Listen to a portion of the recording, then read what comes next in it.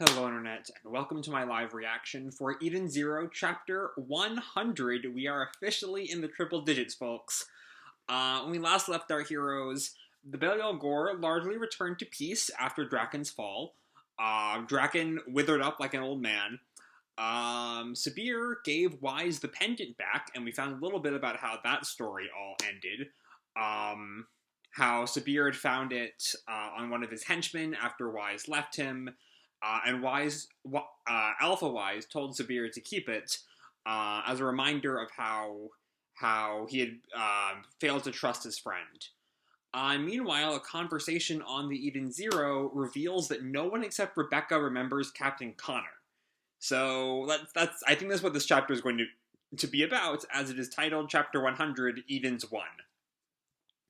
But our picture here has the whole main gang in chibi form, with the Eden Zero in the background.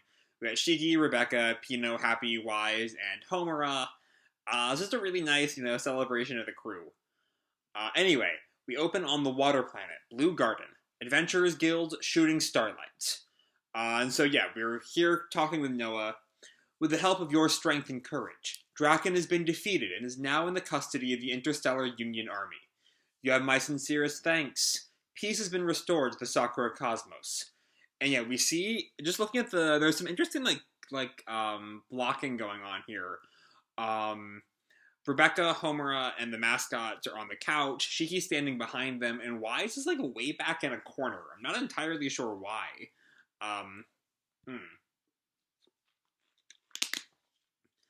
And Rebecca kind of blushes. Oh, it wasn't that big a deal.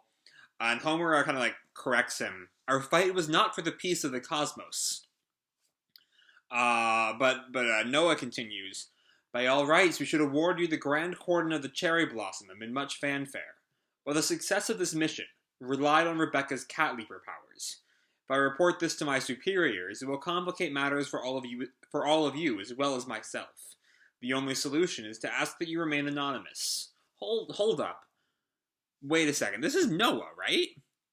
Yeah, this is definitely Noah. What's this about Noah's superiors? I thought he was the guildmaster, right? So Happy asks the same thing. Superiors? And Pino perks up. Your superior? Like a godmaster? Thanks, Pino. Thanks, Pino. But Noah corrects her. I belong to a certain organization. My guildmaster role is merely a front, an alias. Normally, I would take the secret of my identity with me to the grave. Is he part of the army? But out of respect for all you've done, I will reveal it to you. I am the GIA director overseeing the Sakura Cosmos. Yep, there we go. He's not quite the army, but close enough. GIA? Galactic Intelligence Agency. And so Wise in the back snaps at him, so you're in cahoots with that spy lady. And Shiki starts freaking out. And a friend of a friend is right? Noah smiles at him. Yes, you may call me a friend. But then Shiki snaps. But this is the guy who didn't think twice about putting Rebecca in danger. A part of the job. I did apologize, remember? Then he holds his hand out to them. If you reveal my identity to anyone, I will lose everything. I hope that this will make up for any damage I personally have done to you. And Shiki still growls at him, but Rebecca assures him, don't worry, we'll never tell anyone. Though Homer, famously loose-lipped, is very scared. One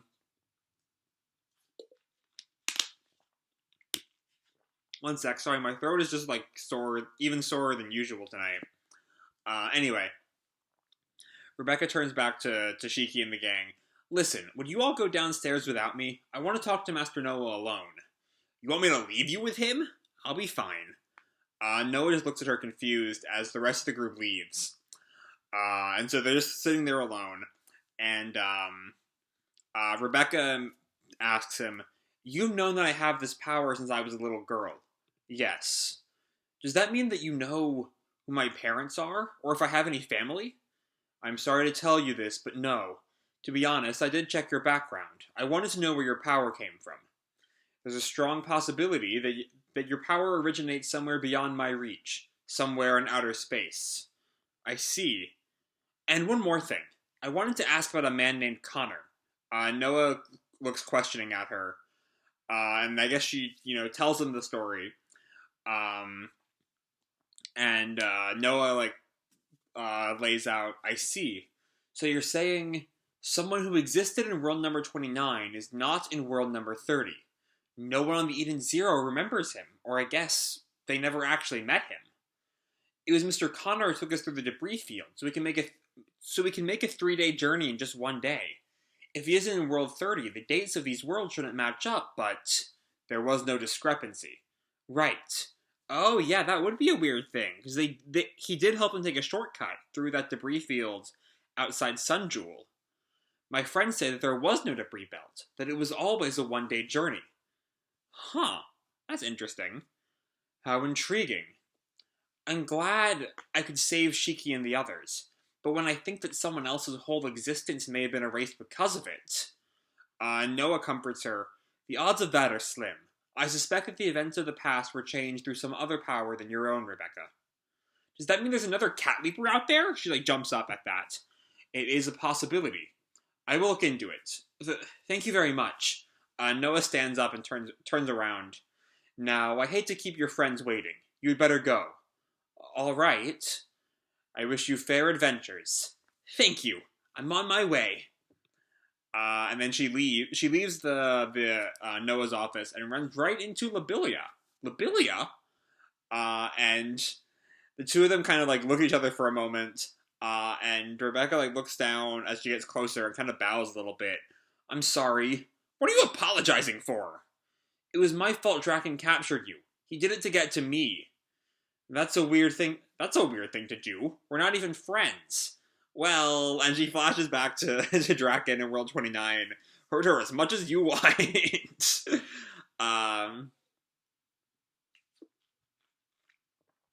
Well, whatever. I guess I should thank you too. I don't like the idea of you one-upping me all the time. Lobelia?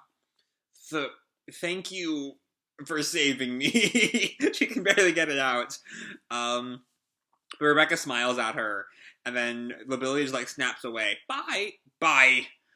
I don't know why I did in that kind of cutesy voice there. That was not the vibe. Not the vibe there. And then she gets a little notification on her B cube. She clicks it open. A new video uploaded to the Lobelia channel. And we see she's made a video of Rebecca sleeping. Hey everyone, it's so good to finally see you again. Today I brought my secret recording of a day in the life of Rebecca, so let's all poke fun at her together. What is this? We see she peeking on her eating habits. How much does she eat? Oh, she's going to the restroom. While she's in the restroom, or I think is she getting dressed? I think she's getting dressed there. And Lobelia is also peeking in. Okay, everyone, the moment you've all been waiting for, bath time. That's a literal crime, ducky. Lobelia! And she snaps at Lobelia down the hallway, and Lobelia just kind of teases her. And as she runs away, I hope you keep making your boring videos, because you're never going to beat me. And Rebecca kind of fumes. So I was wrong, right, when I posited last week that perhaps Lobelia would join the crew. I was opposite there. But anyway, we see the Eden Zero is in some kind of hangar bay, I guess getting repairs or something. And we come to the dress factory, where Chris and Sister are. And Sister's eating a burger in the dress factory, and Chris has found her. Hey, how long do I have to wait before you heal clean? Have some patience, dude. This is a very special case. I want to observe her a little while longer. And Chris responds, we have no intention of staying on this ship forever. But Witch is also there, who kind of stops him. Oh? But Lady Clean doesn't seem dissatisfied with the idea. What? We see Clean. These clothes. They're cute. We see she's in a very, there's a lot of, this motion in her skirts. Spirally. Kind of a asymmetrical front to back kind of vibe. I don't know enough about clothes to describe it very well. Anyway, Hermit gushes, I know, right? I knew they'd look good on you. Uh, in Moscow, they're very Moskwy, Moskoy. And Kling responds, they are Moskoy. Keep your bizarre words out of Kling's vocabulary. But we see the little hair clip just has a really contented smile on it. And Chris looks at that in shock. And Witch turns to him. I believe we can assume that she is pleased. Chris kind of pauses. And Sister looks at her for a moment. A girl whose emotions were stolen. A promise is a promise. I will heal her.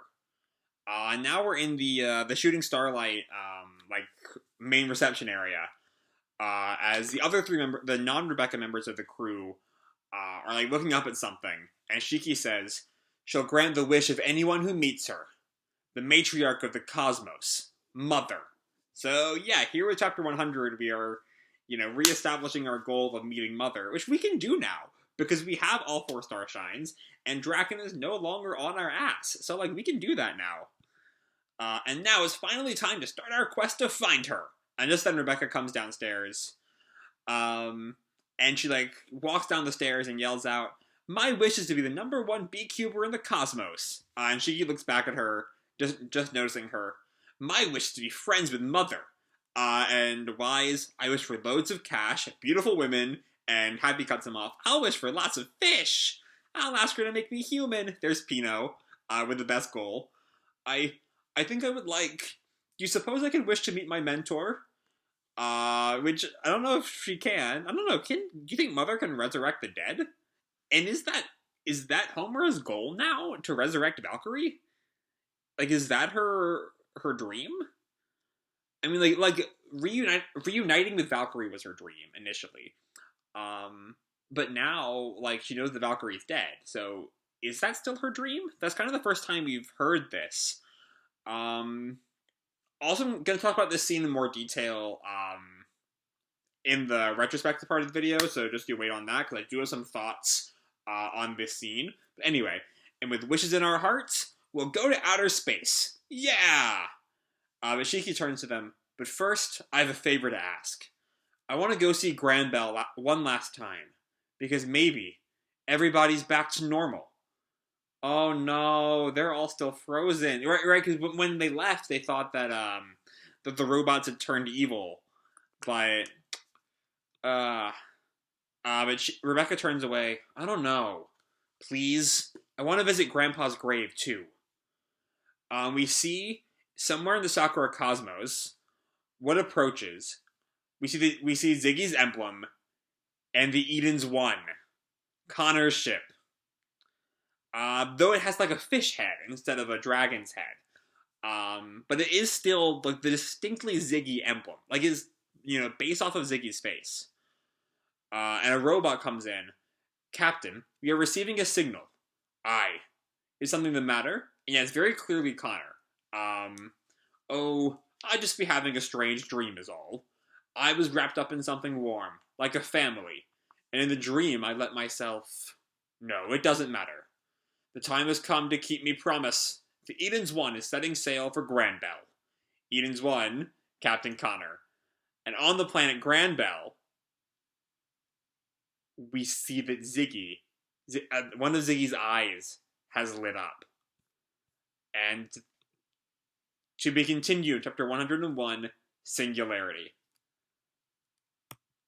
That's okay.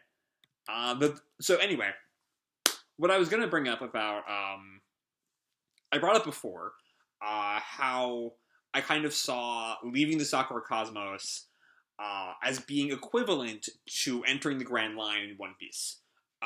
As I figured both of which would happen in Chapter 100, and as this scene brought up that I was not thinking about when I initially made that comparison, both scenes and both chapters have a moment where the crew states their dreams. In One Piece, talk about the finding One Piece and the greatest swordsman in all blue, the map of the world, and what was Usopp's wish? To have like great stories or something? It's been a while. And honestly, here it feels kind of like forced in some ways. Like it feels like it's here to be a reference to that scene in One Piece.